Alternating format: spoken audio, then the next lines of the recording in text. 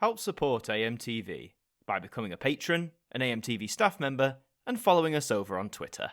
Hi there guys, it's Adam Martin here, and welcome back to another video. We've got some big Eurovision news. We are one step closer to finding out exactly where in Switzerland next year's contest, next year's Eurovision in 2025 is going to be held. There were 4 cities that were in contention to host the contest. These were Zurich, Geneva, Basel, and Bern. So recently, the broadcaster for Switzerland and the one that participates in it, which is SRG SSR, has recently confirmed they have whittled down their shortlist from 4 cities to 2. And those, to me at least, or at least one of them, was quite a shock. This is the article from SRG SSR's website itself when they made this announcement today, saying that the 2 cities are going to be Geneva and Basel. These are the 2 finalist cities of the SSR selection process, but only one will host the 2025 edition of the Eurovision Song Contest. The final decision will be made at the end of August. Now, this was a bit of a surprise and not a bit of a surprise to me in some ways. Geneva seemed like one of the shoo-ins. You know, it's quite a big city. It's the home of I think the United Nations has a base there. The EBU has a base there. It looks like a gorgeous city, full stop. And to me, at least out of the 4, it was one of the 2 I would have put money on if I was a gambling man. The one I didn't expect was Basel. I was expecting it to be Zurich, because from when I've looked, I believe Zurich, the main arena that they could have used for Eurovision, isn't too far from the main airport. There was good infrastructure, a lot of accommodation and stuff like that. So, again, I've never been, call me naive, but I just would have assumed that Zurich and Geneva would have been the obvious ones. So to see Basel here is quite a surprise.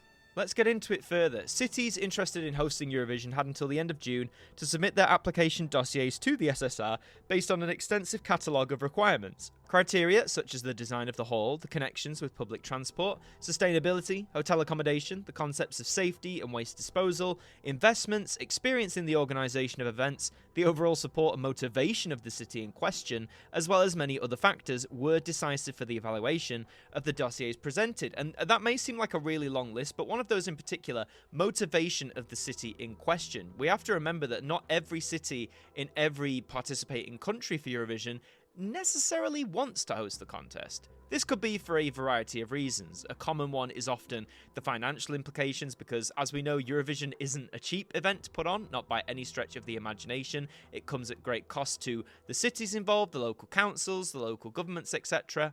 But another reason entirely might be the willingness of the inhabitants of said city in general. Sometimes they don't always want the attention and hubbub that the contest provides. And in fact, in a previous video, we talked about how there are some groups within Switzerland who are trying to almost, introduce roadblocks in terms of funding for the contest, or indeed try and prevent it entirely. As to not whether or not but they'll be successful, as of recent, I don't think they will be, but, there's that dissent in there, even if it is the minority. The dossier submitted by the cities of Geneva, Basel, Zurich, and Bern/Biel have been examined in detail in recent weeks by a working group of the main team of the Eurovision project, and then further explored during talks with city delegations on site visits. The exam was based on qualitative and quantitative criteria, as well as the commitment and creativity of the candidate cities in the common purpose of organising a memorable edition of the Eurovision Song Contest 2025. I'm glad they focused on a creative criteria as well, because for me, I didn't get to go in the arena, but I got to experience Liverpool in 2023. Now, for that, the whole city felt like it came alive. Everyone got involved, local businesses, mainstream shops, various areas around the city. It really felt like the whole city had become Eurovision City. It was a great experience, and even to this day, nearly 2 years on, people are commenting about Liverpool and how much of a great experience it was, how welcoming it was to fans, not just from the UK, but from all across Europe and beyond as well. So if we can get that, and the thing in Malmö in 2024, something me and Becca did go over to, it was, they had the Eurovision street and they had the Eurovision village, but just compared to Liverpool, I don't know what it was. It didn't feel quite the same, and that might have been because, people say it was marred by the security, the amplified security this year and all that sort of stuff, but how creative a city can be with hosting Eurovision, I think, is really important, and it's not a factor that we should just toss aside. The audit and consultancy, PricewaterhouseCoopers, or PwC, accompanied the careful assessment of the dossier submitted. The Eurovision 2025 Pilot Committee, under the responsibility of SSR Director General Gilles Marchand, sorry if I've got that wrong, probably have, followed the recommendations of the project's main team by deciding yesterday in favour of the 2 dossiers of the cities that best meet the required criteria, namely Geneva and Basel, and which will now need to be deepened. So obviously they're going to look into this further to decide. I mean, out of these 2 at the minute, I'm leaning more towards Geneva, just because from my understanding of it, it's a bigger city or has more infrastructural options. But again, I've never been to Switzerland. You can easily correct me in the comments.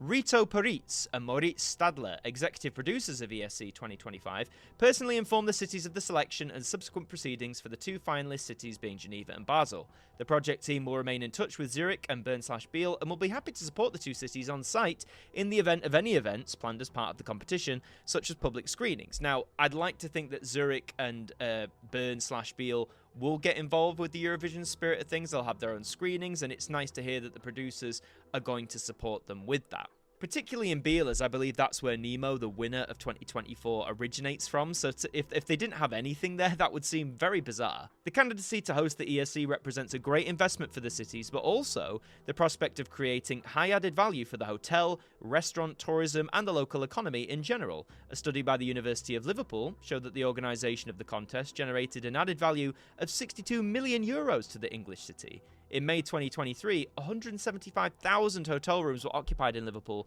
and 600 jobs were created. Yes, I mean, Eurovision can often be a big boost to the economy. Liverpool was a great example, a great success of that in how much money it made back compared to the original investment. Now, with the Malmö numbers, I've seen conflicting figures. I've seen some reports say it was still a great success, not in the same heights as Liverpool, but it still made a lot of money. I've seen some articles that argue the contrary and say that the expectations met by the Swedish were not founded and that there wasn't that much money generated. But I think we need to wait a bit more time to see more concrete stuff come out there, because the last time I checked, it was back and forth.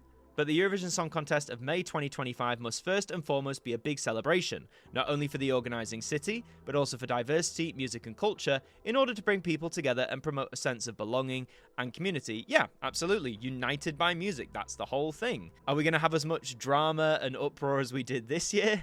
Hopefully not. I'm really hoping we don't. So overall, this has come, some people are quite shocked. I've seen some people say that the venues proposed for these 2 cities aren't necessarily as big as ones offered by Zurich mainly, or that it won't be as, elaborate. But do you know what? I think not a quieter Eurovision, but a sort of scaled back Eurovision, I don't think would necessarily be the worst thing in the world for the contest. I know there's the temptation every year, like with any event, you want to one-up yourself, you want to go above what the previous lot did, you want to go bigger, you want to go bolder. I totally understand that, for sure. But I think with how elaborate it is, how expensive it can be, it might be nice to have a Eurovision that is still, this grand celebration, this really fun week of events, but scale back in the sense that it feels more personal, more creative. I don't know what I'm trying to say with that, but I hopefully get across with what I mean. Just a sort of a slightly scaled back sentiment might be quite nice this year. Now, in terms of whether it's going to be Geneva or Basel, we still have to wait a little bit. They're saying that's going to be announced towards the end of August, so we've still got about a month and a half to wait. And you can guarantee the minute they announce which one it is, hotel bookings, flights are going to go out the window. And I think, from what I see, I'd certainly say compared to Liverpool, I don't know how big Geneva and Basel are compared to them. Even to Malmö in Sweden, I think there's going to be a lot of people doing a bit of border hopping as there was this year. I mean, for example, when me and Becca went to Malmö, we didn't stay in Sweden. We actually stayed in Denmark, in Copenhagen, because it was cheaper, it was more accessible, they had the train line, and it seems a great many fans did that as well. In terms of location as well, one theory as to why these 2 might have been selected is their proximity to various borders, like what I just said about Denmark and Sweden. For example, in Geneva, that is pretty much right next door to France. Now, I'm sure a lot of people will happily book places in France and travel inwards to Geneva. I can't see that being an issue. And then similarly, Basel is right at the top of Switzerland, it seems, which also is close to the French border, just in a different area, and is also close to the German border too. So I can totally see whichever one of these get picked, that people are going to stay in neighbouring countries, because Switzerland has a reputation of being a very expensive country to visit. And I'm sure, you know, like myself and Rebecca, we'd like to go. Obviously, we need to weigh up financial stuff nearer the time. But I can already probably take an educated guess that it's probably going to be cheaper if we do end up going. It's going to be cheaper for us to stay in France or in Germany and commute inwards to whichever city it might be. Because when you look at it, Zurich, I mean, it's close-ish to the German border, close to Liechtenstein, but it's not right on the dot. When you look on the map, Basel and Geneva are practically right next to, or really close to borders. Zurich, not so much. Bern is almost in the center of Switzerland, so that's not near any borders, so maybe that's why that got discounted as well. But it's all these things you've got to factor in. It's not just like who's got the biggest stadium or anything like that. Like we said, the creative outlets, but then also in terms of accessibility, accommodation.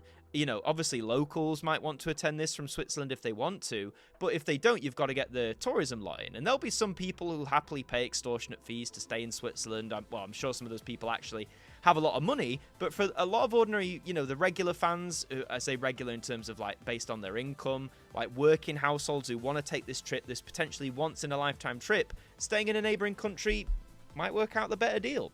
Still very exciting. Every time we get announcements like this, though, like I say, it just feels like we're one step closer to Eurovision 2025, and I can forget that it's actually 10 months away. Oh boy. But that's mainly it for this video. Thank you very much for watching. If you enjoyed it, please leave a like. Let me know your thoughts in the comments. Do you want it to be Geneva that gets it? Do you want it to be Basel? Did you wish it had been Zurich or even Bern? Let me know all of that in the comments down below. Subscribe as well if you're brand new. We'd love to have you aboard here with us. And there's a lot of Eurovision stuff related news coming on. I'm going to try and cover the things that interest me and hopefully interest you as well. Thank you for all the support, by the way, on Eurovision stuff. I never thought you guys would take on to this sort of content about Eurovision, and the fact that you have really warms my heart, so thank you very much. In the meantime, I've been Adam Martin from AMTV. Thank you for watching, and I'll see you next time. Thank you to our patrons for helping to support the show, and a special thank you to Macra, Ethan Carberry-Holt, Bruce Danton, Derek Chambers, Shaun Knock, Daud Khan, Liam De-Maine, Trev Hughes, Dec, Evonne Okafor 41, Jen, Tim Ripley, Mr. Eurovision 1986, Ted Elliott, John Wakefield, and Marnan L. Thurman, our AMTV staff members.